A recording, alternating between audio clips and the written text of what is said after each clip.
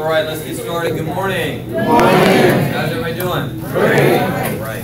We got to move fast. We got a lot of stuff to go over.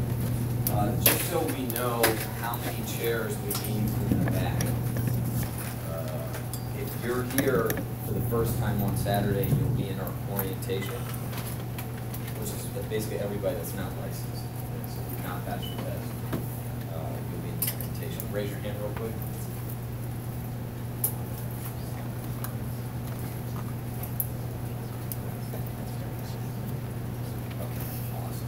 Welcome. We have a few pieces of recognition before we get started. We had a great week, well, a good week for licenses. And so what we want to do is recognize our teammates that passed the exam, and we'll have the people that hired them or brought them on come and give them recognition. Where's Marilyn? Right. All right. All right, give Marilyn a round of applause.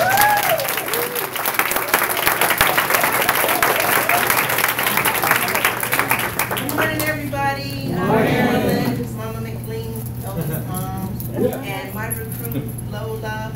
She was a little hesitant, but she took her time, did it at her own pace. She went in there yesterday, tears in her eyes. I kid you not, she was gonna cry. I drove her to her test, and she finished in an hour. But she was afraid to get up because she was the first one done and she didn't know. So she sat there for like 25 minutes until another lady got up. And then she went and turned in her test and she passed first time out.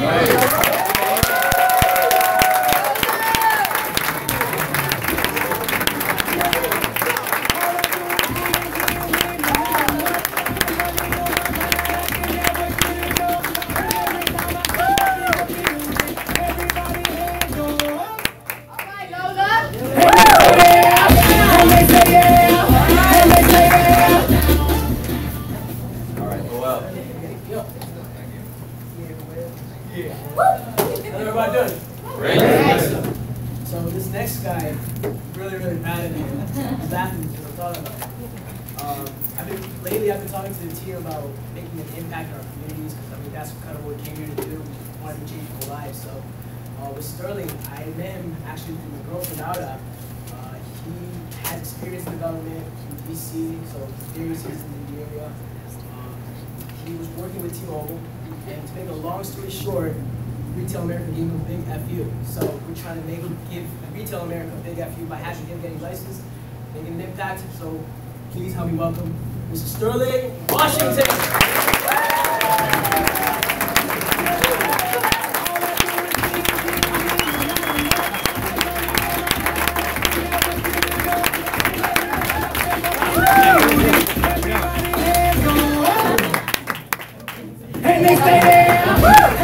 First time test passer too. Yes. All right, we had one Series 6 or two? Two. Okay, all right.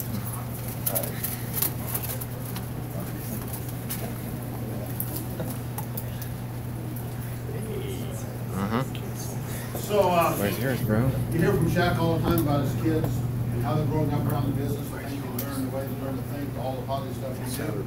And I'm really excited about my son, the ripe old age of 18, has been licensed for a few months and has now passed the Series 6.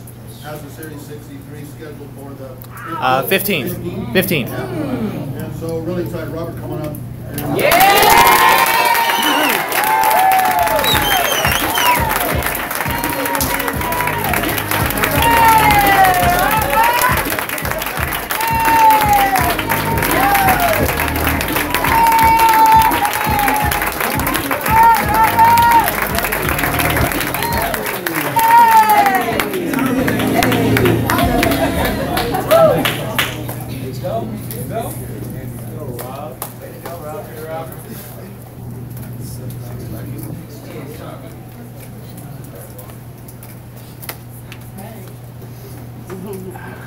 So I'm super excited about our next Series 6 test passer, Marilyn Harris. She actually, I met her a couple years ago through Dante. He actually took one of my dad's trainees out, and she was a client of hers. She was really upset about her whole life policy that she had and what her agent did to her. She joined the business right away. but she had to go out of commission a little bit, family things, had a baby, had to take some time off, but she came back and has been a superstar fireball since then. 3 kids, single mom. She went out, she's been taking a lot of time off to study and get this done, and she passed first time, so I'm super excited. Give it up for Marilyn.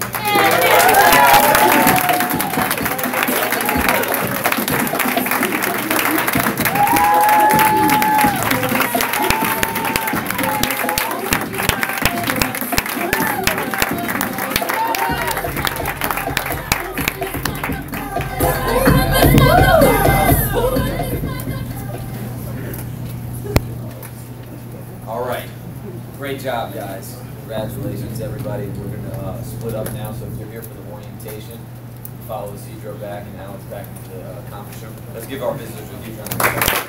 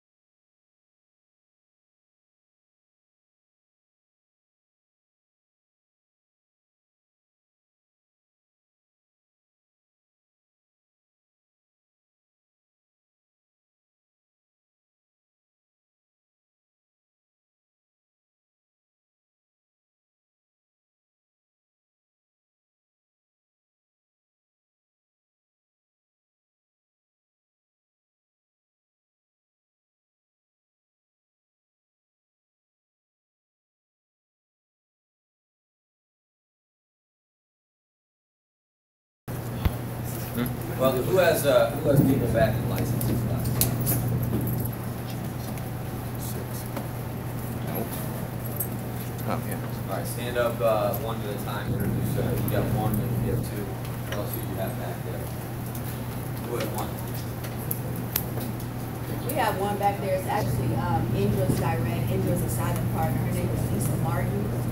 She's been on several training appointments, so she's back in the licensing class, and we will schedule her this week. Awesome. All right, awesome.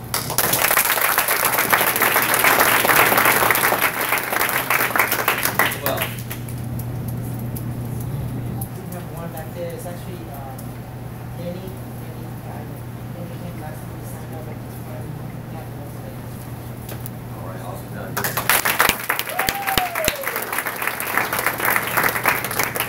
I got Josh back there. Josh actually got his first down. Now he wants to take his test before he goes off to college on Tuesday.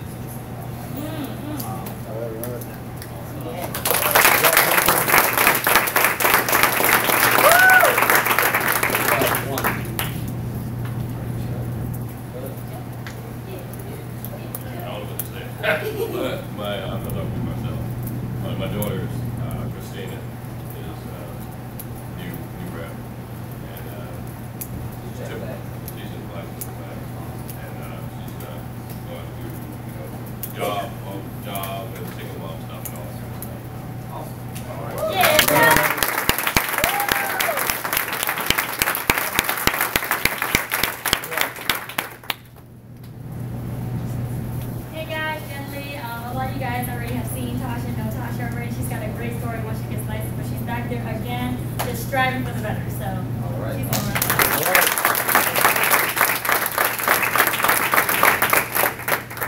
Hey guys, I'm Will. I have a friend, Mike. He's been around for a while. He's been his IDA on month end, so I'm just trying to get these taken out of the way by next week. So, All right. Awesome. Great job.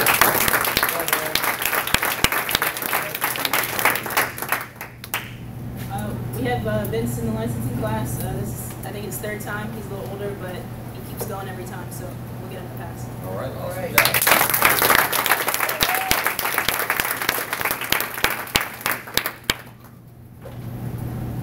Hey guys, I'm Charmaine. I have a coworker of mine, John Paul today. He's back there trying, and also Francisco have his other direct, Jay is in there.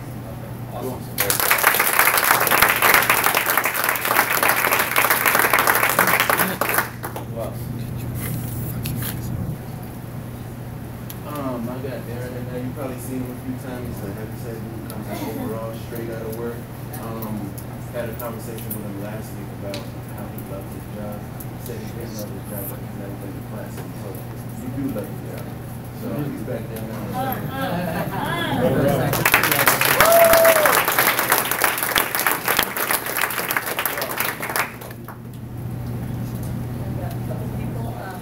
My name is Elsa, and Max is a guy that is a coworker of Dominic's.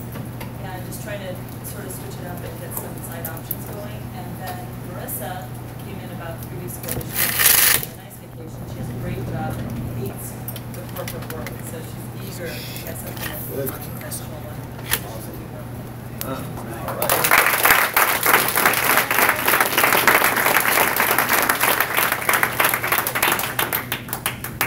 All right. Who else? Yes, Rebecca. Donald, how you doing? I got one guest. Her name's Taylor. I actually prospected her about 4 or 5 months ago. Spoke to her. She was interested in the opportunity, but she was too young to start.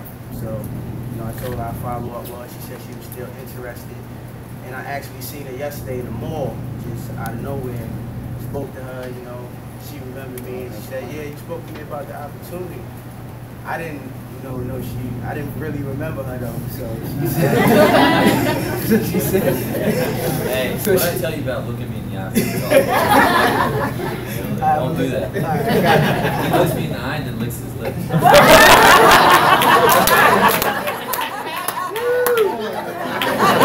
Like, it's just me and you. Do it. I don't like it. I might like it, I'm not sure. I don't like it. I got you. But yeah, she Where's said. your shirt at? What is that? You got my son's shirt on.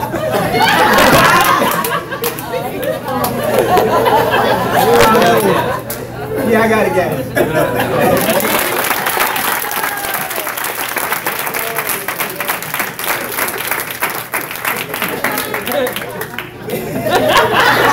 I knew this was gonna happen. I knew this was gonna happen. Always perform. Who else? In class. Good morning, I'm Sheila. Hey, Sheila. I have Farrah and Jim, Kiray's mom, is Vegas. I'm excited about Kiray's mom. But she'll take a test too. All right, awesome.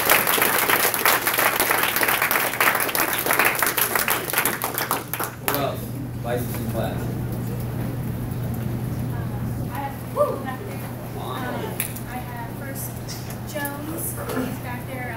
Excited for him. He's got an exam for Monday. And once he passes the test, we'll get into what he's doing right now.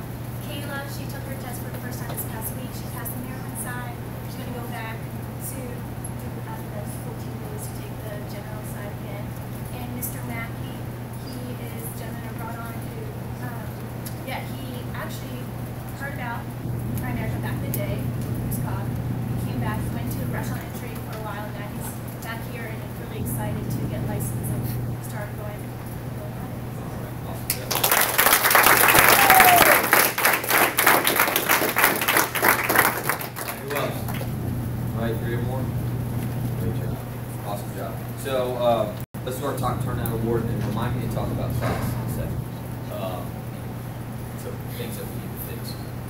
District and below, stand up.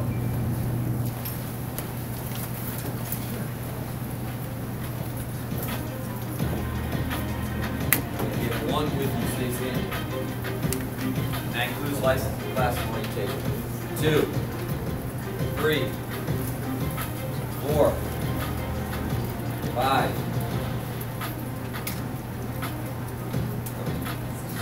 Right, more 6. Give it up for Tara.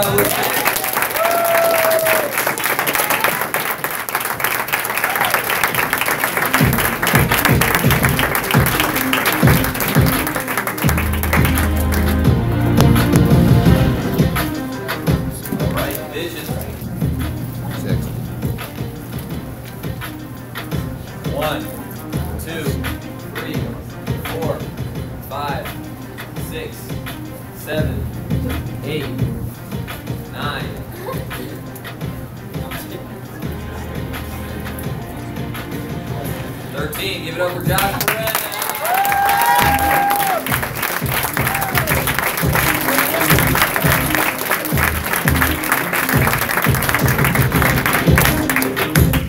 All right, regional, stand up.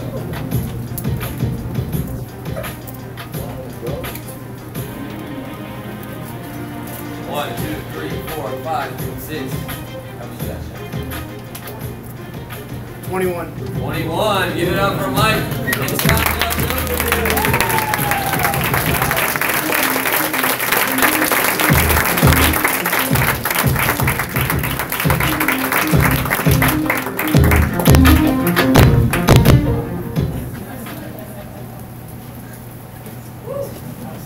All right, RVPs.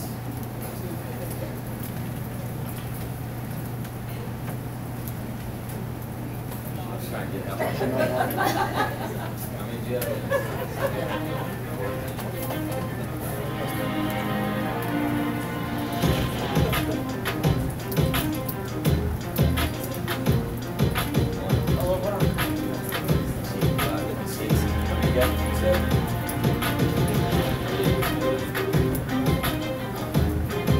All right.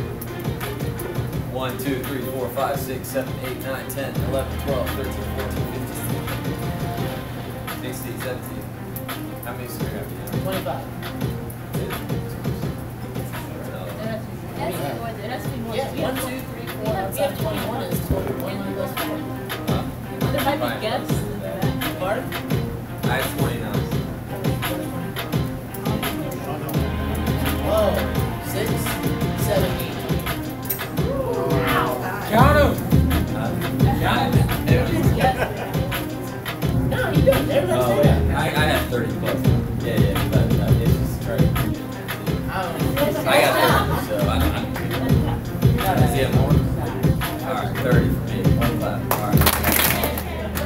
All right, let's get started. All right, I'm going to go through the KT. Robbie. Yeah,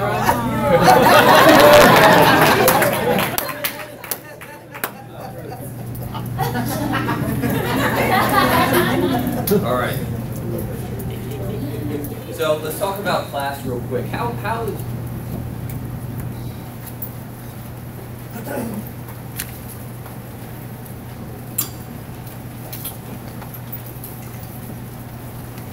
is licensing class supposed to work? Why do we charge for the class? Just think about this for a second. Okay? If you're here, okay, and you guys got to realize where you are right now. Okay? I'm 37. Okay? I'm not 57. I'm not 87. I'm not 27. Like, I just had a surgery, right?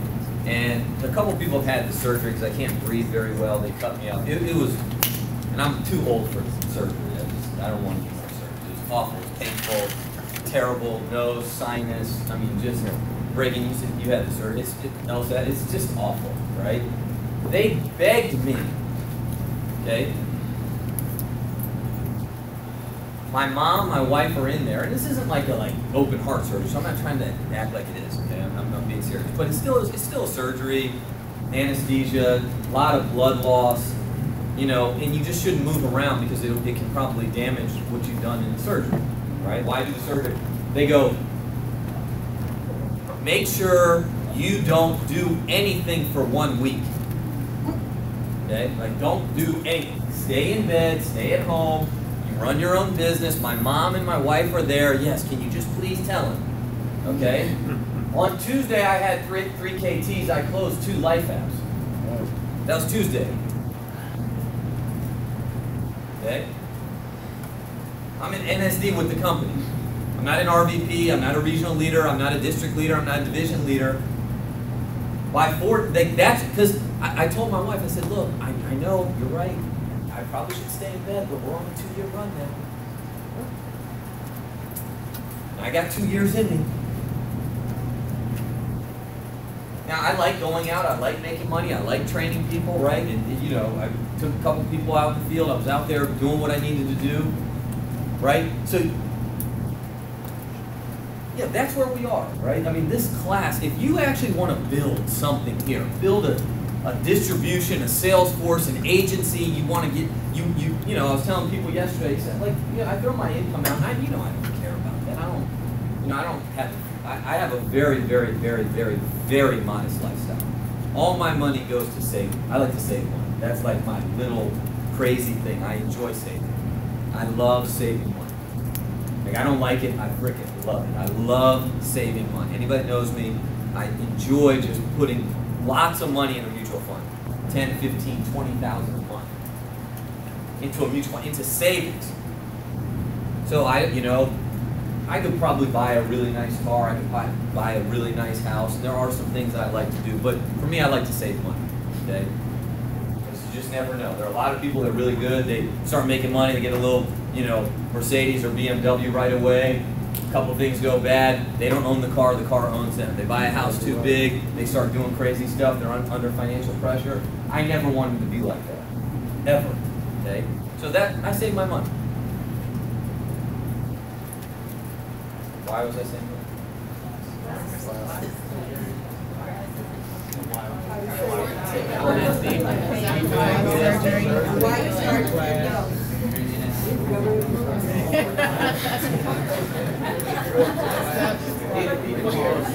So if you want to build something,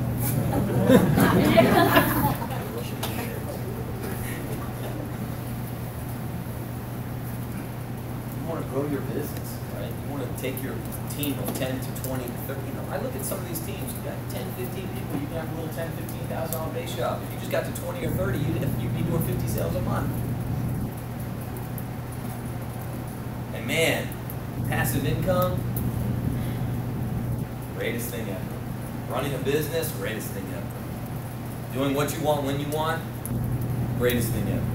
Freedom of time, I can't even explain it to you. Right? Not having to worry about a schedule or anything like that, doing whatever you want, whenever you want, with your parents, with your kids. Nothing is better. Nothing. When you go in a restaurant, nothing can hurt you. Whatever you want. You go in the toy store, nothing your child wants will hurt you, ever. Little things like that. Tax man comes, doesn't matter, just write a check, right? So if you want to, like, this is the time, like everything that we're doing. I was telling Samir, we have, just in my base shop, this contest period, we've had 6 Series 6 test passers in 4 months. Like, we might do 30 Series 6 this year. Like, you guys don't get what's going on. I know what's going on. That's why, like, my wife doesn't even get it. I'm like, no. I can't take that many days off. It's month end, I just gotta get going again, because it's just, when you get momentum, it's so freaking precious. And like the class, I mean, we're not even selling the class like we should. It's 15 people. And I look at Elsa, right, who's doing a phenomenal job, because this, you know, all you have to do if you're part-time is bring people. Always remember that. The meetings allow you to build a business when you're part-time. You can never build a business here part-time. This is way too hard, but the meetings and your trainers allow you to do that. So here's what I've noticed. This is what I noticed, and this should not be happening. Somebody comes into class, and they say, and then Ratna's there, and Ratna, what do? So you ask them for money. And your recruit huffs and puffs. That is not the point of the money. The point of the money is I close a low, because we have a class, we're gonna have a class in 2 weeks from today. And I say, give me your $10. Why am I asking him for $10? Because is he gonna come? No. He's a little more inclined. Because look, we gotta set the tone with people. That class is for them, not me. Sit your ass in class for 4 or 5 hours. Let's see if you got it. Listen, we're not begging, no, but what are we begging people for? I gotta beg you to join, then I gotta beg you to work. And I tell people all the time, like they'll you know, when I see them in the op meeting, they'll start hemming and hawing. Whoa, you're getting the wrong idea. I'm sorry, I'm not trying to be like this. I need people, and you know what I say. I say I need people, but I don't need you. And look, if you don't want to work, let me know, because I got to work too. And I don't know if I want to work with you. And I don't say it mean or rude. I'm just saying it in fact. I don't know if I want to work with you. You're going to be hemming and hawing, crying all the time, telling me how busy you are. I don't care. You're the one with the financial problems. Not me. I can teach you. I can show you. I can teach you a presentation. I can field train you so you can actually make some money so you can take care of the issues that you cry about all the time. Now, don't do that. Don't regurgitate what I'm saying to your trainee. Put it your mom. Don't tell her that. Okay? I'm serious, but the point of the class is not that. So I want to make sure it's good for Ricky. But it's to teach our new recruits. I hate saying it, like how to behave, right? Like, this is what it is. This is a business, man. This isn't. You know, I remember when I met T, you know, he had done some real estate class. We're not going to charge you $2,000. We charge you $10. That's a freaking movie. It's a matinee movie. Like, if you can't pony up $10, right? You know, look, I shared an office with Jerry Byer, right? In Florida. I used to tell this story all the time. Jerry Byer's, if not the one of the absolute wealthiest people in Primerica. Multi-millionaire. When he recruited people, and this is back in 2012, he made you buy a computer or an iPad. And he goes, and he said this to me, he goes, like I was sitting there, and just like I'm kind of like getting on you guys a little bit, he got on me, he goes, what are you doing? You're like, Lucas, what are you doing? He goes, why would you work with someone that's not going to invest in their business? That's what he said. He goes, they're you know, like basically saying, they're starting off on the wrong foot, and you're kind of pandering to them. That's not how it should happen. It should not. Ratna should not be the bad messenger because we're too scared of our new trainee to ask them for. Now look, if you feel, I get this. If you feel a certain way about, well, I told them it's 124, now it's 51 to schedule the test. Then do what Matt does, and I do what Matt does, right? What do you do, Matt? 185. He says it's 185, and he breaks down the cost for them. He says, look, right? It's 125 goes to here, your books and your criminal background check. 51 goes to the state. You'll get that back, and $10 goes to the class. It's 5 or 6 hours. And for me, I'll pay the people back. You don't have to do this, but if they stay incomplete and take their test in 5 days, I'll give them the money back. That's what I say. You don't have to do that. I'm just giving you ideas. If you feel a little some sort of way about asking somebody for $10, but you definitely should not just send them in and have Ratna do it. Because then they go in and they huff and puff and they're in a bad attitude the whole class. And that's not the point. We don't require $250,000 net worth. We don't require $50,000 like a state. Or we want to just randomly happenstance get people licensed. An outline like this, okay, where it has, say, you know, we're going to figure out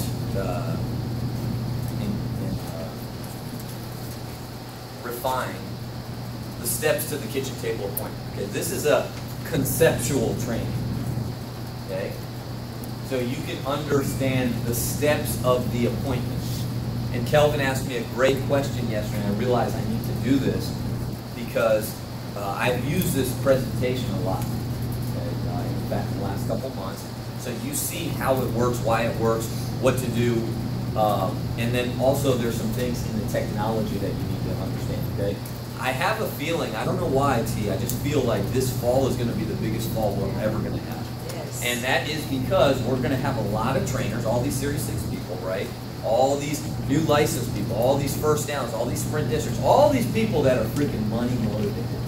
And they wanna go out in the field, right? I made 20 grand my part-time. My second year I made 71,000, and many of you are better than I was. I'm not joking. 71,000. Your second year in business. Some of you guys have that. If you go and you set these appointments and you run this play week to week, setting appointments on Saturday, you're worth 10, 15, 20 times more than you're making right now. I'm not joking. Some of you guys are making $1,000, $1,500 in the night.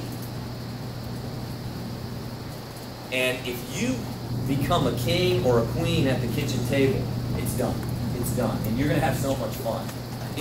There's not a better business that's more fun than this. And I've been in other businesses, you guys know. And it's fun, but nothing's like this. Nothing. So, let's, I'm not going to go through every script, but I'm going to go through the slides basically in detail and use the opportunities to go out and use the presentation. Okay? So, when we start the presentation, okay, always build rapport. New people, write this down, okay? Or anybody.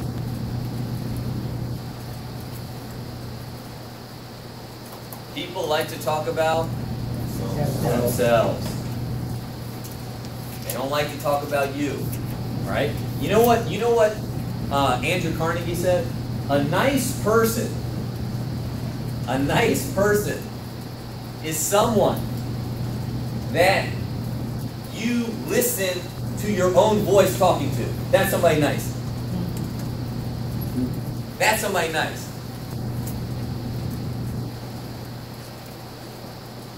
So when you're building rapport, remember, it's not about you and how great you are. It's not even about how good Primerica is. It's about them, right? It's about them.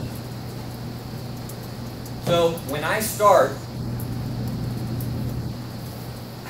normally we set all of our appointments by this. Training, help, referrals, okay? So I always lead in with a great question, okay? Hey, did Kelvin tell you a little bit about what we do? Oh yeah, he said something, and, you know, and then you can also find out what they said because it's kind of funny, right? Yeah, Omar said life insurance. He said that he'd be able to sell it to me. Really? Okay. Whatever, right? Yeah, Omar said that, you know, we could just do this appointment. It was to help him. I absolutely didn't have to buy anything or anything like that, or just go through the motions. You could even get fake information. That's what he said, right? So you always ask that just to see, right? You can't expect what you don't inspect. But then I say, what did he tell you? Okay, and then I'll just go into it. Okay, this is what I said. So I said, okay, so Kelvin, what did Kelvin tell you? Oh, he said a little about finance and this and that. And, you know, I said, okay, great. So yeah, we do, you know, we kind of help people with financial planning, and we help people and teach them about finance. And this is why I said, this is the question I said. Has anyone ever helped you out? Has anyone done any financial work for you? I always just lead in like that. Has anyone ever done any financial work for you?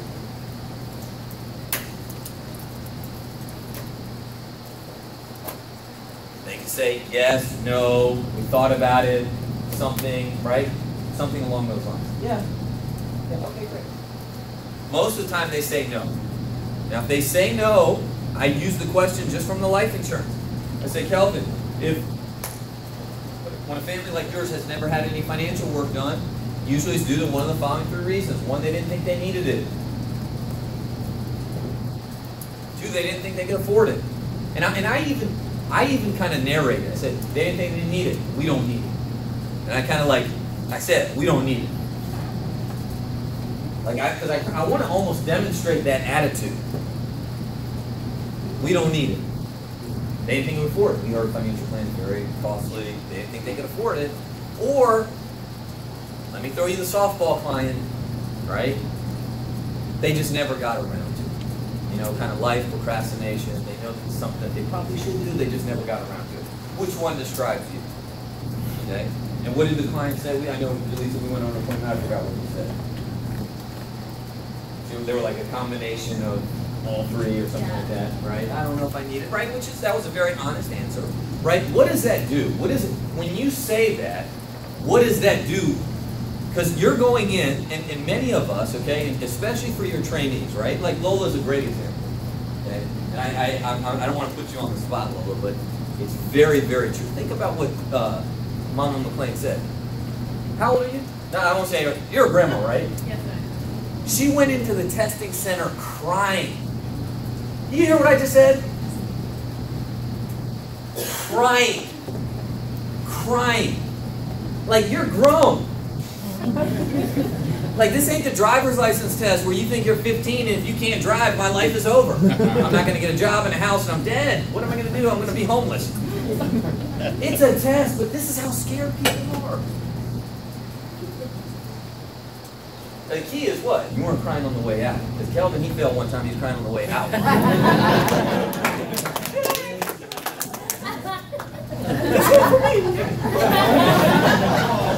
It's okay, Kelvin, don't worry. I'll do some bench press, you'll feel better. Do some double unders.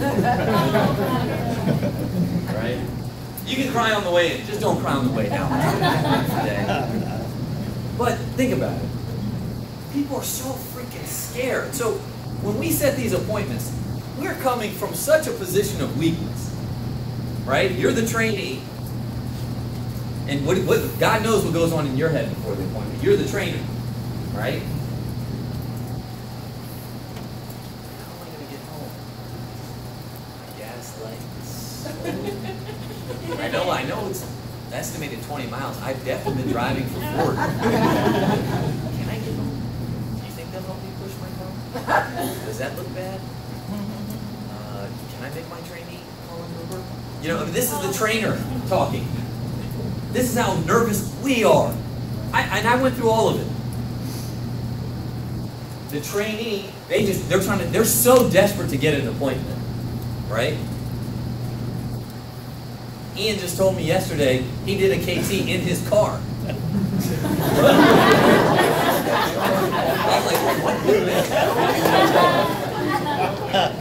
He's like, hey, look, I have an appointment set. I just want to let you know, Shaq. They didn't feel comfortable, so we have to meet in the car. I said, what? You seen the other? I ain't doing no soup kitchen. You know what I'm saying? I'm not. Like, it doesn't work like that. Like I don't meet in people's cars, man. That's like. It sounds funny. He's like, no, man, it was actually a really good appointment. Jessica was there with me. You took a trainee? You told somebody about it? Don't tell me this stuff anymore. Right? It's like, okay, I get it. We can meet with anybody, anywhere, but damn. Hey, let me pick up the sewer. Let's go down here and drive. We don't have to be Morgan Stanley. Jeez.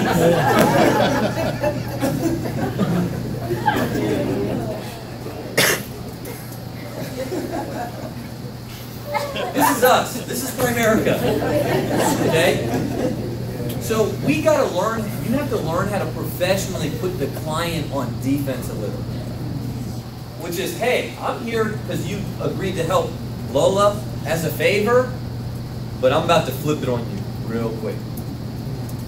We're gonna turn it. And now you're gonna be a little bit more gracious and appreciative that I'm here. Like I can help you. And this could be worth your while. This could be valuable. And you don't do that just with statements. You do that through questions. And when I say, hey, has anyone done any financial work for you? And they say no, right then they are embarrassed. Because you got a family. You got kids. You haven't done. You're not going to say that. But you give them opportunity. So usually they'll say, you know, we never got around. Okay, great. So you feel, and I'll say that. So I reiterate. So you feel this is something that could benefit you, but just with the time and stuff you never. Okay, great. All right, that's it. Let it go. I'm not going to beat up on it, and then I go into the presentation. Then we go through 3 outcomes, right? So we build rapport. We can't go too long because what I've noticed in Primerica, okay, in the 13 years I've been doing Primerica, that attention spans are going shorter and shorter, okay? And you, like, look, we got a lot of work to do with the client, so you can't go 2, 3, 4, 5 hours with the client, okay? I mean, and a lot of times, if you set the tone with being over talkative, they're gonna mirror you, and they're gonna talk a lot too. And it's very difficult to stop and interrupt the client, okay? So that's why I'm not trying to be short, but I just don't want to be too chit-chatty because then they mirror you, and they don't, and now it's not a KT presentation, it's a talking thing. Let's just talk and trade stories. No, you guys can do that later. I'm here, I got a presentation, I got another presentation, then I got to get home. I mean, this is my mentality. And I want to do some work, I want to get some things done before I leave. So, we build rapport. 3 outcomes. Okay, 3 outcomes. Excitement, value, partnership, right? People get excited, they think of other people, value, they can potentially be a client. And partnership, we're always looking for people. This puts people at ease and it builds expectations. You're dropping seeds.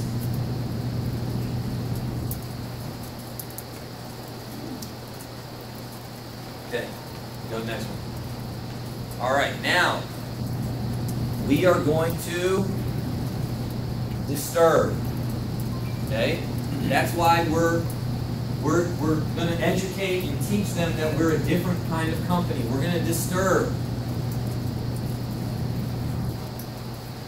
I mean, look. What are we saying in these 2 slides? Think about it. Look, Shay did a good point yesterday when she did her role play at the training. It's not so much the words, even though the words are very important. Okay? I want you to understand what we're trying to get across. And this is not fact. This isn't even my belief. It's 100% accurate.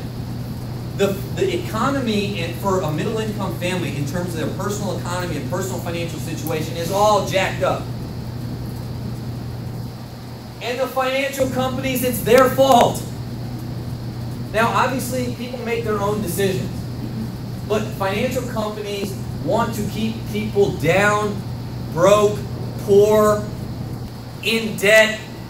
They want to rob them of their money. They want to sell them bad financial products. They're not doing anything to help them. Nothing. They're perpetuating it. Right? So we go through this. I really just kind of read these statistics. Right? Now, as I'm reading it, I want to see if the client's kind of getting anxious, agreeable, disturbed. Then I go to the next one and I say, well, this is what the financial companies are doing. This is how they've responded. And I use these, right? They're giving more debt. I'll ask the question here, when I say, incomes are down, companies aren't paying people more. Isidro, companies are paying people less, but is the cost of things going up? Right? Sometimes, Ingrid, if I see that, like on this point, they're kind of agreeable, they may be a better recruit. Because always remember, ultimately, we need people here that want to be. Okay? I love helping people. Trust me, I do. I really do. I've always volunteered. I've always been in big brother type programs. Always. But I got into Primerica so I could freaking break the bank. I wanted to make a lot of money. So I didn't have to have financial worries anymore. Right? So, the banks, and then there are companies that can help people, but they only work with rich people. So very quickly, I go through that. I'm trying to disturb. Okay? Tell a little bit of Primerica's history. Okay? I use words like, our founder was a teacher, right? Or if I feel they have some sports, a coach, right? Because he was a teacher, a high school football coach, and a teacher. And he was the eldest of 4 kids. His father died at a very young age. He saw his mom struggle and work 3 jobs. Come to find out, a financial company ripped his mom off. And I use those words because I'm trying to disturb and get some emotion out of them, right? It's not just a normal presentation. This is not just a financial advising job for us. This is a calling. This is not just setting an appointment. yo, we're here at your house because we love what we do. We do business with people that we like and trust. I'm getting trained to learn so I can help people, right? This is all that tone. And then, you know, what's the significance of 1977?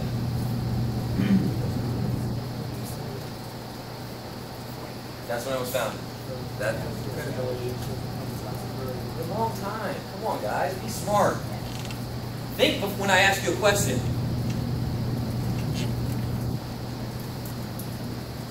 You know how many companies? Oh yeah, I've been in this coffee company. It's been around since 2011. It's going to be out of business next year. Once they figure out what you're doing, you're gone. Once you get regulated, 40 years, man. 40 years. You know, I look at some of the IBAs, right? And this is cool. I'm not saying there's anything, you know, we have people born in 2000, I think, can do Primerica now. 1999. We were founded in 1977. Not only are we still here, we're flourishing. You can't even fathom that. This is not a fad. It's not a trend. We are just slowly gobbling up the market. We started with, and that's what I say, with 85 people. Now we have 117,000. I'll tell Ricky to update this because I think we have 120 now. Right? We have 120,000 people. But I don't change the slides, but so I'll say this, right? We have 5 million insurance clients, 2 million investment clients, 693, and I just read it, 48 million billions. Most clients, they don't even understand what that is. So they don't care. I'm just giving out big numbers now, right? Go to the next one. We're on New York Stock Exchange. We're ranked in the top 50 most trustworthy financial companies, and we're in the top 10 companies to work for. I go through that very quickly, okay? Just giving the company credibility, okay? Don't take too much time here, but I'm explaining that what we do for people is we build financial plans for families. That's what we do. We build financial plans for families. They've already told me they don't have a financial plan. They already said they wanted one, but they didn't have the time to get it, or if they said money, then I'm going to really hit home on complimentary, right? I'll say it's a roadmap. The problem is, Dante, all these companies don't care about you. They only care about themselves. They don't care about what's best for you long term, what your goals are, and that's what we do. We build a financial plan. Okay, 1 is confidential, 2 is customized, and 3 is complimentary. We don't charge a monetary fee. And depending on where I am, Alex, okay, if they're friendly, not friendly, you know, I might drop the referral seat right there. I'll say, yeah, it's complimentary. Now, we don't charge a monetary fee, but in the event we provide great work for you, and this will really help Kelvin, would you have any problem introducing us to other people, right? I'm trying to give them a test close, get yes momentum, and also let them know that we want referrals again. Okay, then I show them, I have a copy of my F&A. I don't go through it. I put it right there. I say, hey, I'm going to pull out a few pages, but this is what we're going to bill for you, and then I go through it. I say, we establish financial priorities. What are your goals? That's it. Next one. We find out where you are right now. That's it.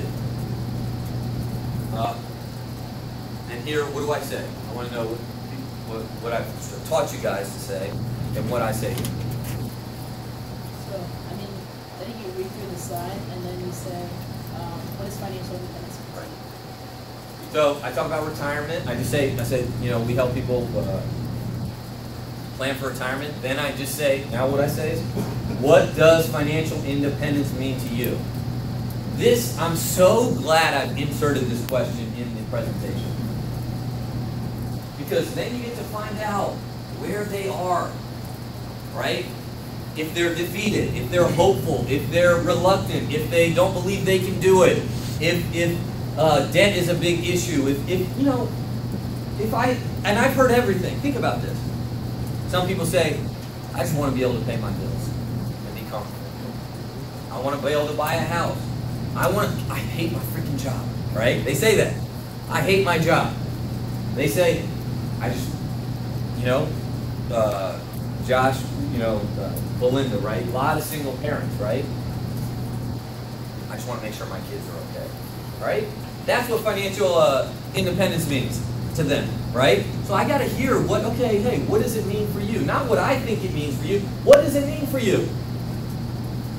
Tell me what, being financially successful means to you. retire. I want to quit my job. I want to, I want to move back to my country. I want to pay off my debt. I want to give the house to my kids. Whatever it is, something. Let them talk a little bit. Then I go through the Rule of 72. Okay? Where do most people put their money? That's how I started, right? Where do most people put money? And then I got, if you have $20,000, what will be in 36 years, right? Let them guess. They say, 30,000. They say 100,000, whatever they say, right? 40,000. 6%, what do you think it'd be? And then I explain what the Rule of 72 is. 72 divided by the numbers, the year tick. Then I ask them again, and then I show 1.2 million. And you guys know what I say, right? I said, this guy, I got really excited about this. I got really excited about this homework because I never thought I could save 1.28 million. I never thought I could do it. I thought I could save 20,000, right? And I want to see how they their body language, how they react. I just read through this really quickly. Go on to Chief Financial Accountant Report to know something like this. You know how much money you need to get to professional investment advice for most large banks or investment companies. Click back one time. So I like leaving it here because I want to hear what they say. Right? One thing on right here, you have to be careful because it's very easy to click it so this pops up. Right. So just right. be mindful of it. So and sometimes I do click forward and they're like, oh, 250, right? Right, but I like to keep it, there because I want to see, Maurice, how much do you think? And they'll say 50 grand. Right? Because here's the thing. We still are selling. Right? Now we're going to disturb, we're going to educate, we're going to bear trap them, we're going to do all that stuff, but a lot of this is perception. Right? I like to work with a client that sees value in what we do and value what we provide. So if they feel that, wow, man, you got to have some money to get this kind of an education or information, right? Sometimes they may say 100,000. They might be privy. 250,000. I've had people that didn't see it say 250, right? So it's just a good question to ask them. 250, I go to it. You see a problem, Merrill Lynch, okay? We help people get the Rule 70, work with them, regardless of how much money they have, how many people they know. Go next, okay? Very important slide here. Okay, this is a very, very, very, very important slide. If you're not doing this, you're never going to close business. And I'm not trying to be funny. I think in the last 10 appointments, I'm 10 for 10. Now, some are COD, okay? So I don't want to mislead you. Some are COD. I would say 40% are COD, but I always got their banking account, I took the picture, everything, I uploaded it. I'm 10 for 10 in the last 10 appointments. Okay, so I'm refining this. In my old presentation, I never went 10 for 10. I'm being honest. Never. I never went 10 for 10. So, $200 a month.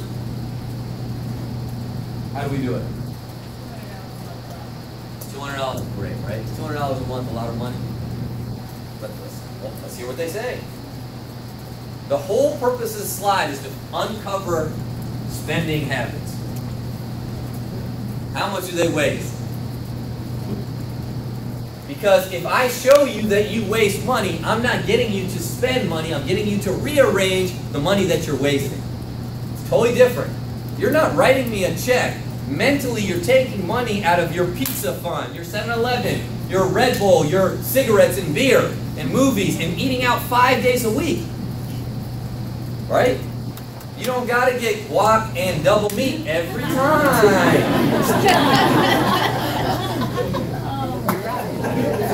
And then go to 7-Eleven right after lunch. You don't got to do it.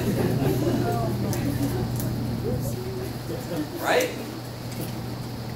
Not every time. Right? Buy a case of water, leave it in your car. Instead of just going to 7-Eleven and buying $1, $1.50 Deer Park. Don't do that. Right? I know it's not cool and sexy to save money. I'm talking to you guys. Don't freaking do that stuff. Right? I joke with you guys all the time, but you guys know where's my favorite place to go. Sam's Club. You know how much money I freaking save there? Right? You think I care? $200 a month. Save $200 a month, a lot of money. that? Well, yeah, for me, oh, no, it's not, okay. So Kelvin, listen, you know, if I put you up to the lie detector, I always say that. If I put you up to the lie detector, how much money do you waste every single day? Every day. Now look, some days you might waste $0, some days you might waste $30 or $40. Now I'm not talking about money you have to spend for diapers and groceries, but just waste, you know, eating out a little too much, convenience shopping, stuff that you just, you know, you waste money, right? Let them see what they say. Now, because you got to see where you are, right? Elsa says to me, and I believe this, sometimes I have got clients that are like, yo, $10 a week. I got to really show value. I got to save them money. This is going to be a different type of navigation. Some people, they have no money, and they'll say literally $100 a day. I'm like, okay, you don't make $100 a day. You can't waste $100 a day, right? Let me bring it down. But that means I waste a lot of money. That basically means I can't even keep track of how much money I waste. Like everything is a waste. I live a wasteful life. That's what I am. That's what that says, right? But if they're honest about it, they know, like, yeah, man, I mean, I'm $10, $15, $20. Like, you know, and I'm not trying to be funny about this, but just think about this for a second, okay? And I am, you know, I'm not, you know, as young as some of you guys, but I'm not, you know, I'm right at the border of them being, like, I did live when there were no cell phones, right? I mean, or like cell phones are really expensive or you charge for a minute. Like, these are not necessities. Now, I know we think they are. But people live fine on husband and wife making $35,000 a year. I'm just telling you. Now that might be poverty, but your responsibility for you, okay, that's why I love what we do, because it just every time I'm at that kitchen table and I sit down with the family, it reinforces what I need to do financially. Right? I don't care if they don't have money. They better protect those kids. Shay, how many of our freaking clients have died, man? It's like, what is it? 2 a month now? It's 100% 1 a month. Because we do so many big, like, some people, they I don't got the money. You got kids, don't you? $30, $40, $50 a month? You can't pay for life insurance for your freaking kids? Little babies? No. Now, I'm not like that at the kitchen table, but, man, I'm tough on those parents, man. Because I know they waste. I don't care if you cut your freaking cable. What, this is about you being comfortable? No, you got kids, man. You have children. Right, Sheila? You got children.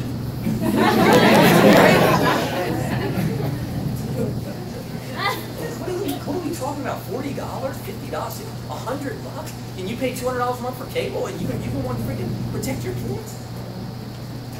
Those are your kids. You're their mom. You're their dad. You're the parents. You don't want to freaking protect them.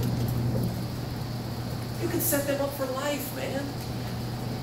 You can make sure. I mean, you know, we tell people, man, if you knew what I knew, you saw what I saw, you deliver claims, you would be so hard on those parents, man. I don't need the money. This is a way of life. It's a philosophy. Like, no, you have to be responsible as an adult and a human being. And you waste money. I know you do. This just gets it out, right? So they say $20 a day. You walk it down. Okay?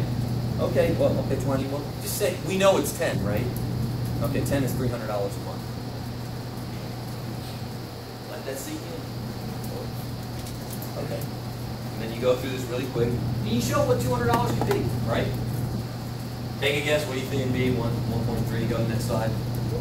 Okay. We help. I just go through the script on this. Look through the script. You know, we get couples on the same page. We show it's empowering. We show people how to pay off their debt fast. You know, see if they react to this or they have debt. Life insurance. Protecting. Let's talk about protecting financial independence. Then I go through the theory. What's the worst thing that can happen to a family financially? We're teaching them how insurance and investments work together. Okay? That insurance is a temporary need. That we want to eventually get you in the cash business, that you have money. And insurance you need now while you need a lot of insurance when you need it the most.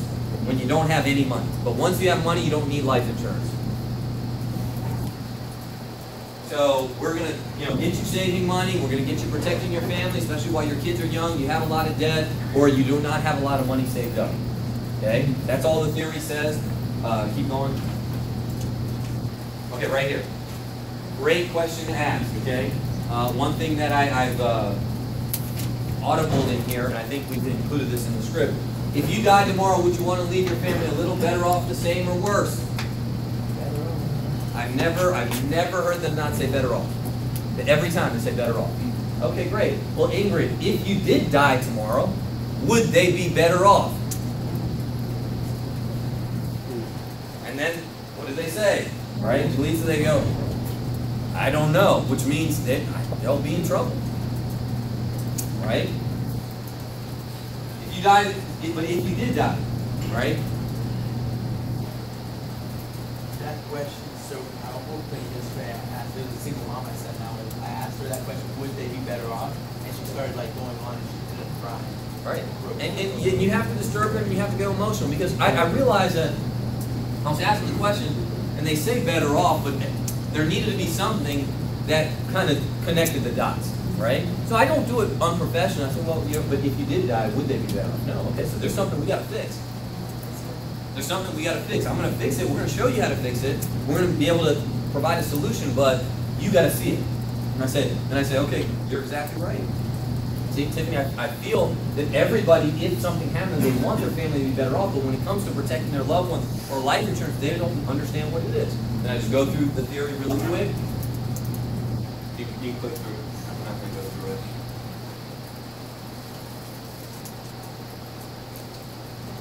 And then client benefits. I know the script is a little wordy. I just, I use parts of it to say, hey, this is how we work. These companies want to, have you seen any of these companies? I just give them more credibility, right? Have you seen any of these companies? These are the companies we partner with. We're a one-stop shop. Basically, all I'm saying is we don't charge you. These companies pay us directly,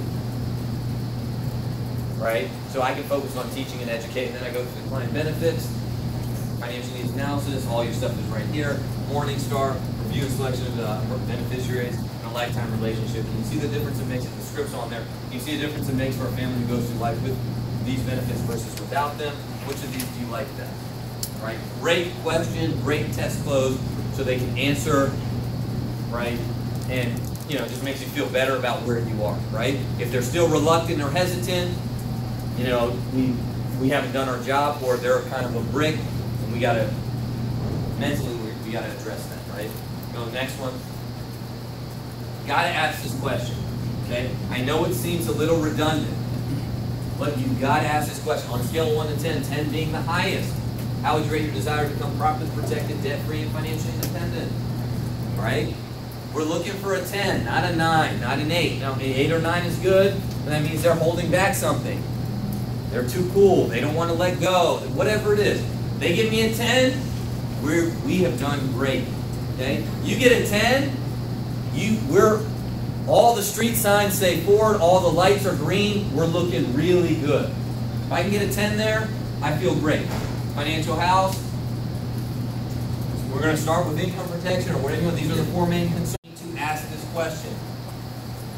Okay? If they say something, Sandy, you got to ask this question. Do you feel overinsured, underinsured, not sure? Why is this important? If they say not sure or underinsured, we're doing great. I doubt they're going to say overinsured. They might. Has anybody ever say overinsured? Right. Then they have insurance. No, it's okay. Right? If you have people that have a lot of insurance, they're going to say that. I'm overinsured. I already, okay. Well, you know what, right? They're not, this is not going to be a priority for them, probably. Right? Right? Well, I mean, if they say employer coverage, right? Yes, then we're going to get to that. So, they say no coverage. We're always going to go through employer coverage first, okay? Then go to no coverage. So,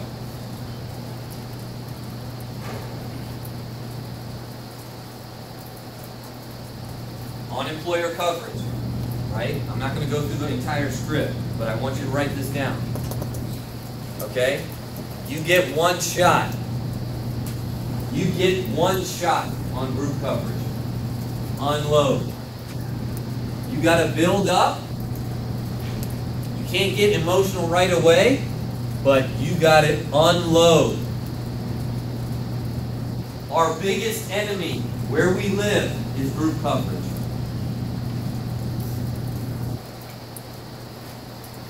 What did I say? I didn't say biggest concern. I didn't say biggest obstacle. Our biggest enemy is group coverage. It's not the whole life agents. It's not Mass Mutual. It's not New York Life. It's group coverage. That is our biggest enemy. So you got one shot. So, you know, we use it with the attorney. You know, this is what I'm depending on to protect my family. It's a really, really important document. Then you explain what the attorney would say. Well, it's not yours. You don't own it. That's the biggest thing, right? Number one, and most important, you don't own this. If you don't own it, they can take it away, they can amend it, they can change it without your consent. And as a matter of fact, that's exactly what it says in the document here. So the moral of the story is never, ever, ever, ever, ever, ever, ever, ever, rely on group coverage. And I tell the story about the client that had thought they had $500,000, but then when the benefit paid, it was $100,000 because when the wife filed the claim and got us involved, we tried to do anything, but there's nothing we could do. The company's benefit programs changed, and there was nothing they could do because they don't own it. Shouldn't you know? Doesn't matter. Then you can show the video, right? And remember, when I was just doing this as a kind of an exercise, not kind of an exercise, but I was interviewing a few real estate agents just to, you know, as we were looking for a home. And I had somebody come over, and this lady came, and she really, really good, very professional. She had a laptop. She showed a video. And I just looked at my wife and I, and like I was kind of having an outer body experience, and I was like, wow. You know, we were looking at the video. She said, hey, this is just a quick couple minutes. Clicked on it, and I was like, man, you know, this is the technology, man. You know, you have a lady that got screwed over by group insurance, and she's saying she's a teacher. They have a special needs son. It is one of the most powerful videos ever. Ever. Okay. So never ever a story with the attorney. You can show the video. Then you go back. Okay, so I got to explain the technology. Okay, because there is technology. This is, you know, some of you guys, and I mean this. You know, there's a thing in corporate America called ageism, right? Anybody know what that is? I know you don't, but go ahead. Grandfathered in, right? But thank you for just proving that point. You never know anything, but love raising your hand. What's ageism? Yes, right? And you know what they're saying? People are old in corporate America? 40 and up. I'm being real. I said 40 people that are old, which they consider 40 and up, are reluctant to change. They're not good with technology. Okay? Part of that could be true, because I know for me, right? Like I see Josh, right? He's coming up here with Belinda snapping. But you know what? That's how people communicate. I can't. That my thinking now, whether I like it or not, is wrong. I mean it. It's wrong. I may not like it. I may be uncomfortable with it. Maybe that's not how I was raised. You don't have to always be on social media saying everything. My food is spicy. The noodles were great. You know. Okay. You know. But this is what people do. Right? This is what people do. And, you know, some people, like, you know, the presentation, you guys are reluctant to learn the technology of the presentation, man. You know, like, when I whip out my freaking tablet and I start going through the client, I'm a freaking wizard. I mean, I get the app out, I get the, like, it's like, man, I'm just showing my trainee, this is such an easy business, man. You don't need a bunch of papers, you just need a freaking tablet, go out, click, license check, pick, get paid. You know, we used to send applications in. We didn't get paid for a week. You had to send them in. If they got lost, you didn't get paid for 2 weeks. And you needed that check. You needed that check. We didn't have direct deposit. Now it's like you upload, you take the picture, it's scanned in. You don't even have to do anything. You You don't have to do anything. It's like such a freaking awesome bit. Like, yo, we are so professional, so legit. Kelvin, can you just point these slides? And guess what? If you don't know, you literally could open it up right before the appointment and the script is right there. We're going to recruit thousands of people. But you guys got to learn, like, you know, Ricky's doing such a freaking good job making these icons. All right, this goes back to the coverage quadrant. This is the video. Okay, because you're going to be with the client and you're not going to know what to do, and then you're going to get frustrated and you're going to huff and puff. Play around with it. This goes back, so click here, right? If you have a mouse, you got to go, right? It goes back to the coverage quadrant. Then we're going to go back to no coverage.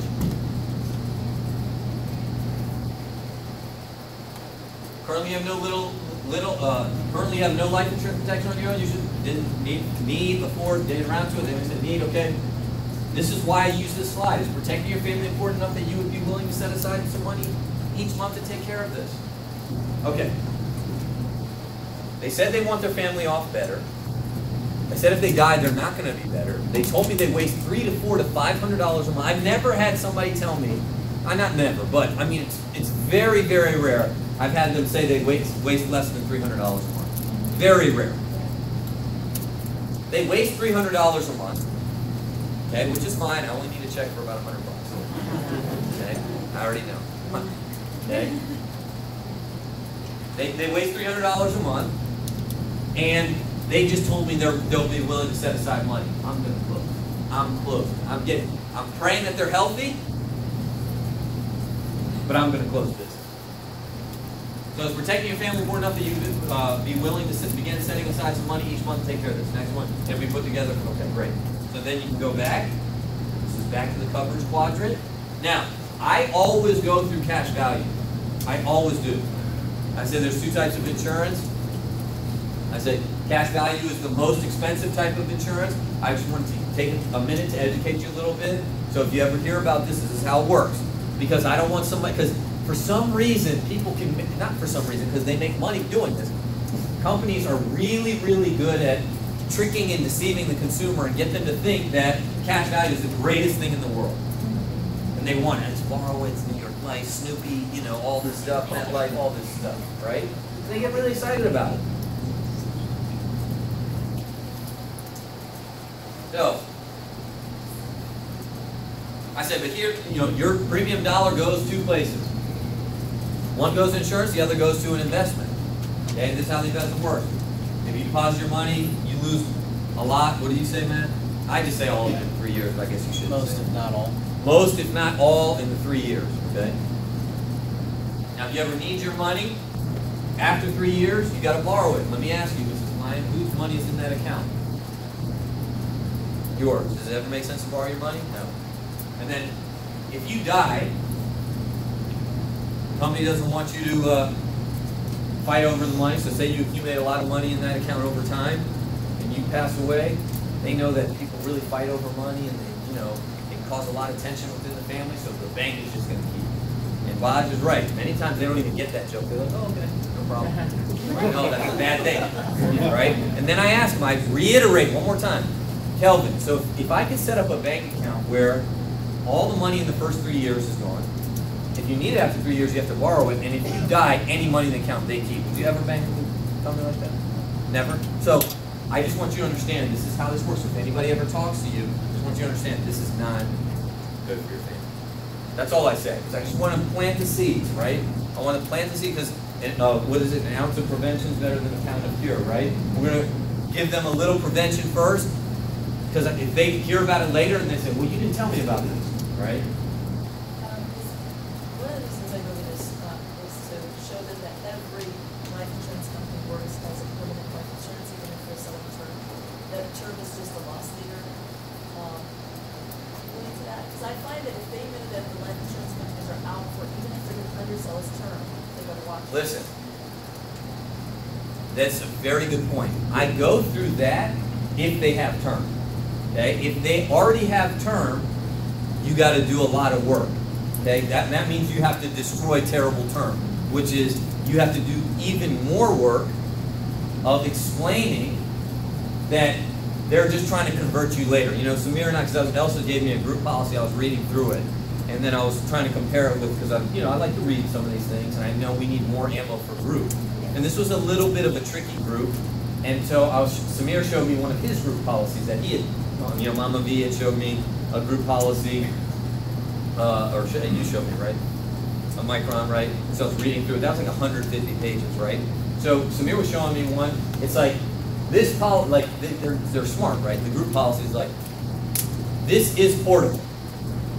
I was like, oh, okay, so this is portable. We will let you take this group insurance with you, and we'll let you take it, but you can only convert it. We will not give you any term. It says that in this policy. Like this, they're trying to oh no, you can take mine. Yeah, you can get cash value. Of course they're going to give you cash value. Let me make more money off of you, right? Let me sink you financially. It's just ridiculous, right? So if they have term, yes, I'm going to show them, the terrible term, and I'm going to go through that. I'm not going to go through that today, but yes, if they have term, which some affluent clients do have term, I'm going to show them why our term is the best. I'm not going to go through that today. If you need to, and I will go through term here. Okay, and I'll do this slide and explain why term is the best. Okay, and that we're a one trick to the pony, and that our term is the best in the industry. Okay, and I don't go through every detail, but I just say, hey, have you ever heard of a one trick pony before? Yes, and then I go through it. Then I go to the dime. So go back. Okay, this forward goes to the dime. Okay. Click on the forward, then you go down. Has anyone shown you how much life insurance coverage? This is very important. Okay? Lisa asked me a question about this. Kelvin asked me a question about this.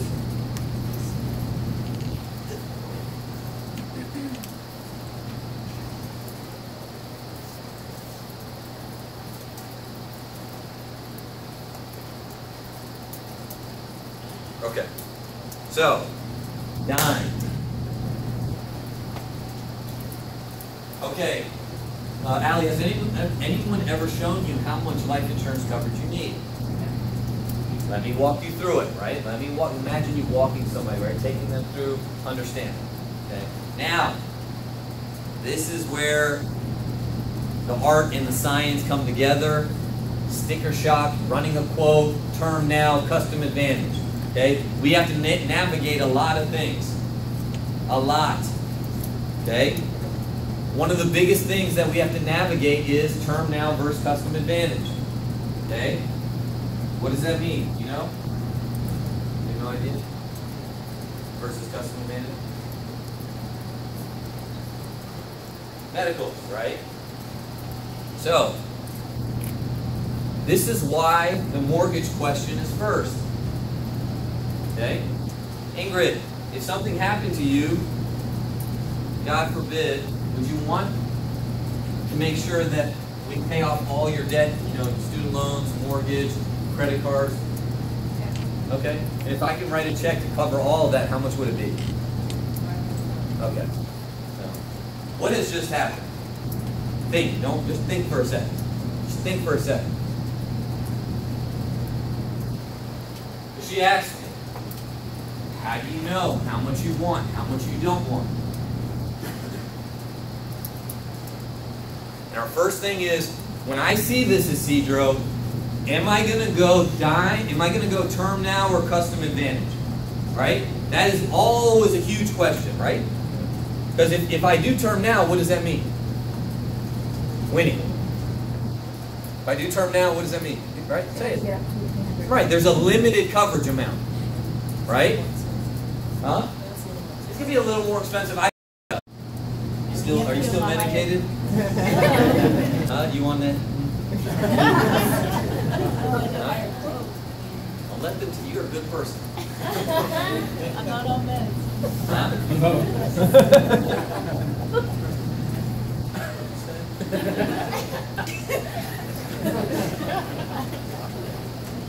See Chandel last week? She's in her office on the whiteboard lady. Where is she? Bloodshot. What has happened?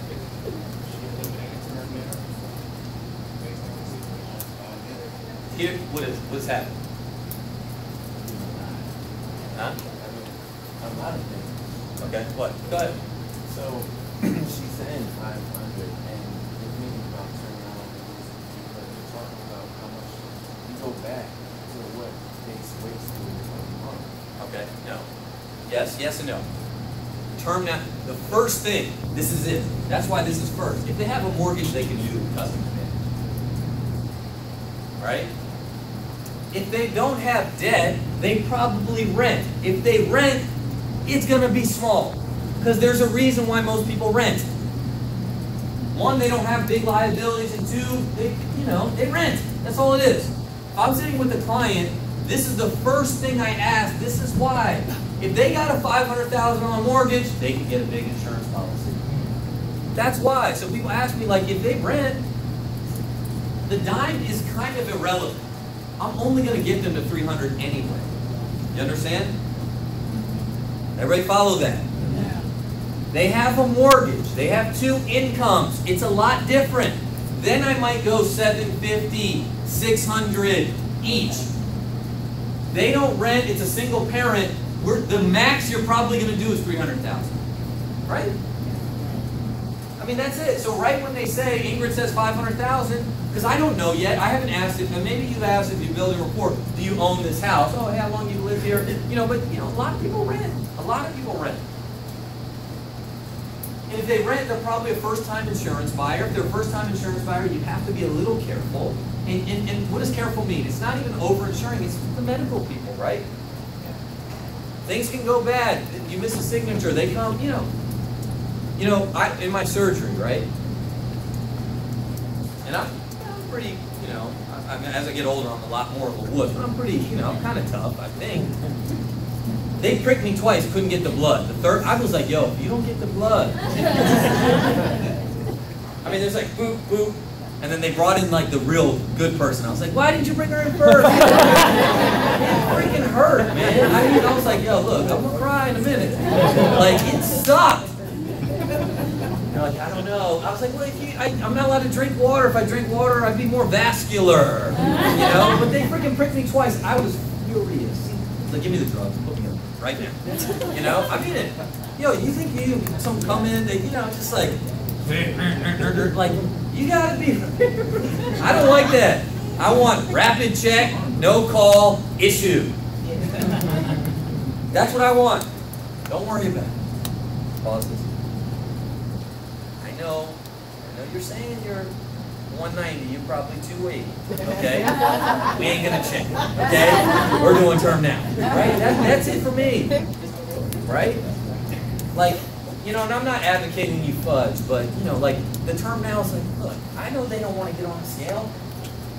Do they? Let's be real, do they? Do they want to, if I can avoid medicals for what, $3 a month? $10 a month? $12 a month from 3 to 500,000? And I'd rather them get issued, taken, they get the policy. They're even proud about it. I didn't even have to do medicals. How do I determine that? This question right here. That's why. You asked me, right? Right there. They don't have a house, I'm going to go turn it. That's it. Now, some people maybe, like I rented, right? I rented for 5 years. I had millions of dollars. Okay, I'm a rare example. Most people, give them a couple $100,000, right? Education, Kelvin, if something happened, education, what do? What do we say when we say education? Huh? What are the names of the kids? Because remember, we're not quoting life insurance, we're protecting families. This dime, you got to get excited about running a dime for somebody because this is the first time they've ever done it. Because when I go to quote somebody, Alex, I'm not quoting life insurance. I'm doing what I've always done. I'm protecting the family. I'm showing Kelvin how he can forever protect his kids and his wife. Hey, what are your names? What are your kids' names again? Let them say it, right? What are your kids' names again? Mariah, Ryan, Tyson. Oh yeah, okay, so, right? Let them say it. If something happened to you, would you want to take care of their college? What are your kids' names again? Let them say it.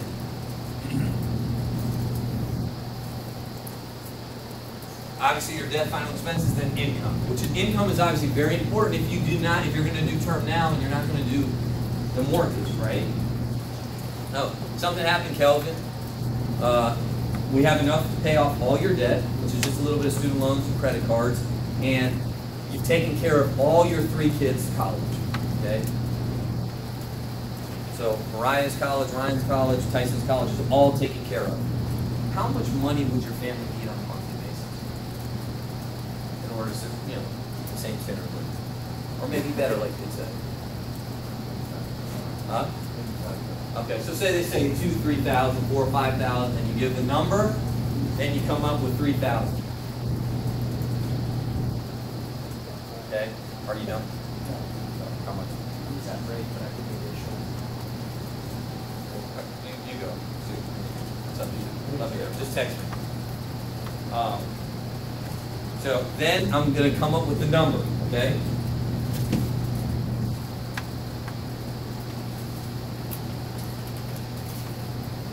Whatever the number is, you have to repeat it back to them, right? Say, okay, so your financial,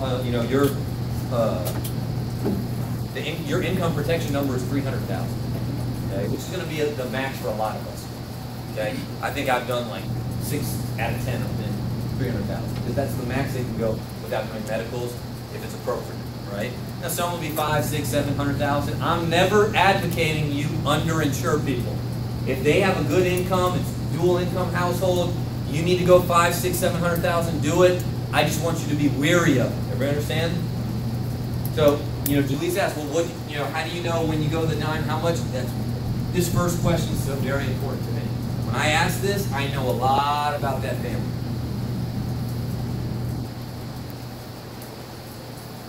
$300,000, Chandel, does that look high, low, right? It looks kind of high, right? So if you're quoting a big number, 800,000, 900,000, that look high, yeah. And then you got to say it. Well, Chandel, 800,000, I know looks high. If you're still alive and working, and I gave you a check at 800, it is a lot of money. But you're gone. Your income is gone permanently. So once we pay off all your debt, fund the kids' college, it's not that much. Right? Everybody understand that? Now, my job is to give you a number. This is your number. This is what you need. But it's also to find out what you can afford. And then I'm going to go in the fin worksheet, okay? And I'm going to calculate the 3 plans. Before I calculate the 3 plans, what am I doing?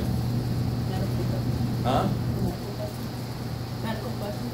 Yeah, I might ask some medical questions, right? Hey, are you on any medication? Have you been hospitalized for anything? Have you ever had trouble qualifying for life insurance before? Right? Do you smoke? Right? I'll ask them a couple of those questions because if they're going to get declined, then it's, then I got to just do COD or something like that. Then what do I do? Give them 3 options to pick from. Okay, but before I do that. Referrals? Huh? How much money? Okay? And we don't say 0. Because Jen did that. Right? We give them 3 options. Right? This is the money ball. Is that what you said? Yeah. Okay, sorry, I couldn't hear. So that's the money ball in the 3-point rack. Okay? This is it. This is the money ball. This is the shot. This is the most important closing question of the entire presentation. How much can you comfortably put aside to take care of this? Okay? 50 to 100, 100 to 200, 200 plus, let them answer, right? Jen asked the very first time, 0 to 50, they said $4.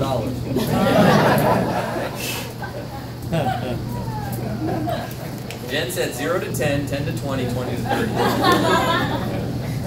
I said, 0 to 1, is that 75 cents a month? Right? That's all we say, 50 to 100, 100 to 200, 200 plus.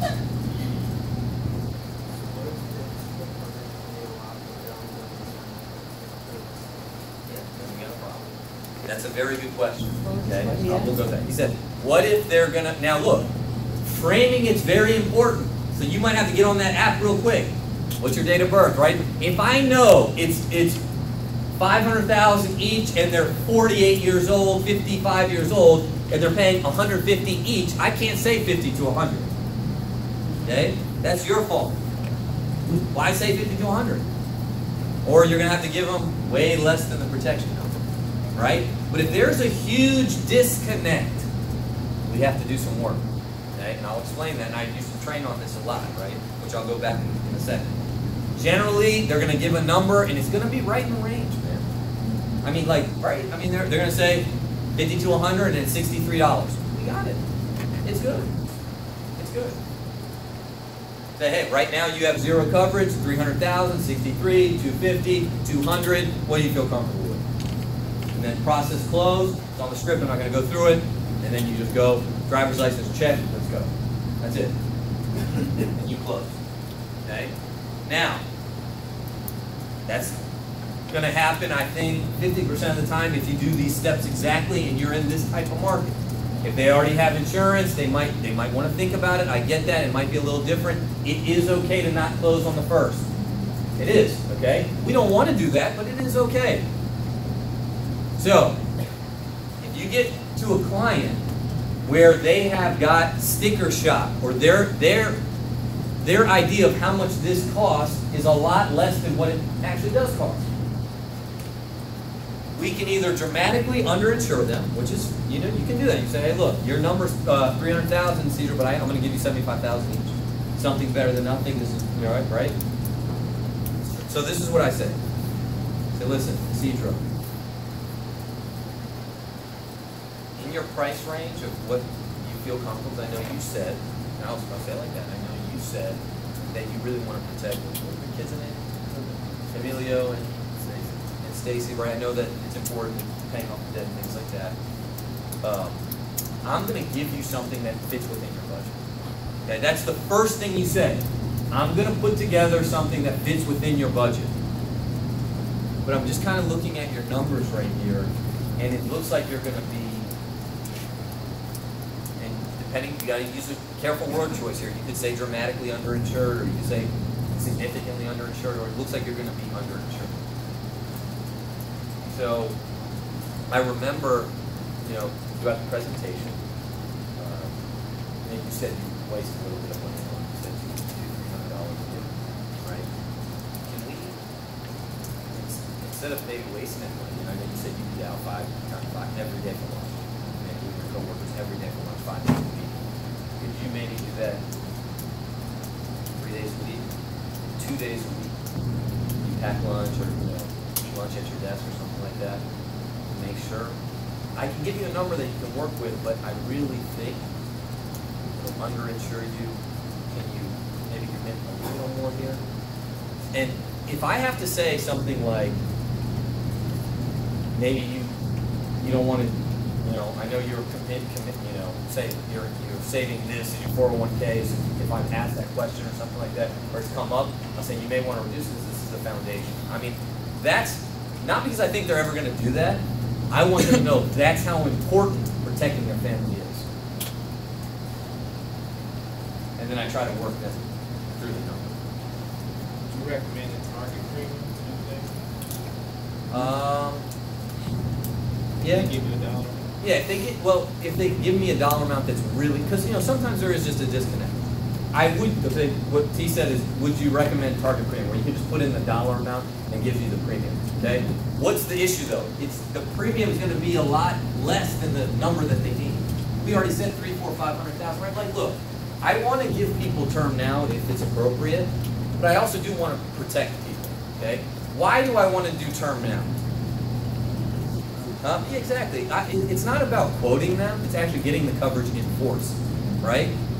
This is just a quote, right? I love it when people say, I closed them. Really? What'd you close? What'd you close? What'd you close? Just an application. You didn't close the policy. They got to go back and take the policy. That's where our work comes in. We got them excited enough, emotional enough for them to give them your routing number bank, but they got to pay that policy, or else they have not changed their habits.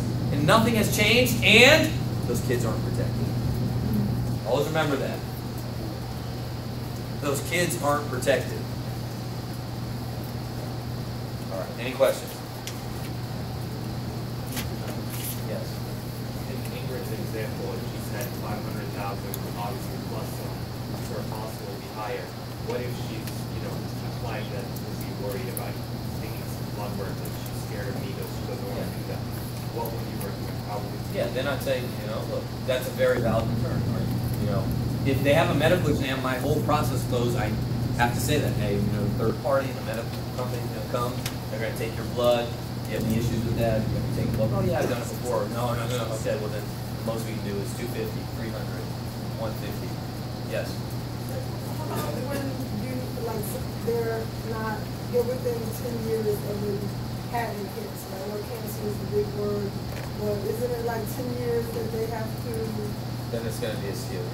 So, but you can still do it if you do it as a COD, like I have a lady now who's like 7 years in, and I'm supposed to sit down with her. I'm like, what do you offer? Like, if Yeah, I mean, it's gonna be a COD. I think, will they decline that? It depends. Probably, but we're not underwriters, so. Yeah, we're not allowed to underwrite. If somebody wants to apply for coverage, we have to honor that. But you do it COD. You don't send it in.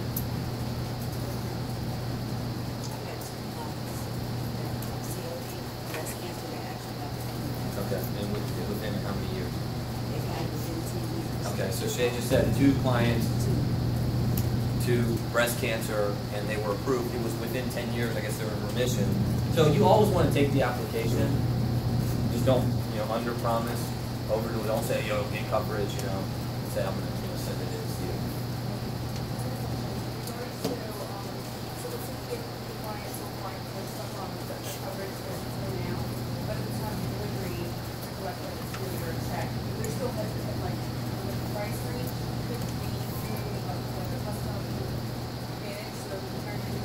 Then the answer's in the medical. Okay. But you have to do, so when you come and deliver the policy, then you take it in. But they'll have to do it. Anybody else? All right. 11:15, let's take a 2-minute break. And I'm gonna just check to see, Dante, we just check to see how long he has. Take a 2-minute break, and then we'll get back together.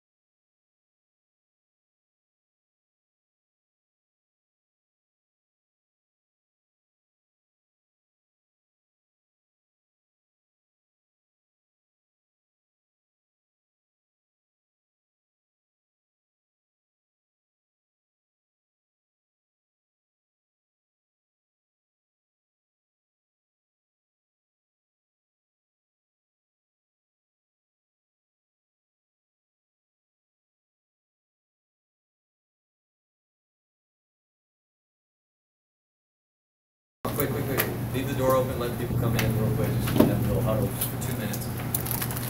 I have to reiterate, okay? The purpose of Saturday training is to get with your teammates, even if it's just you, okay? Because you're building your story, and set appointments, okay?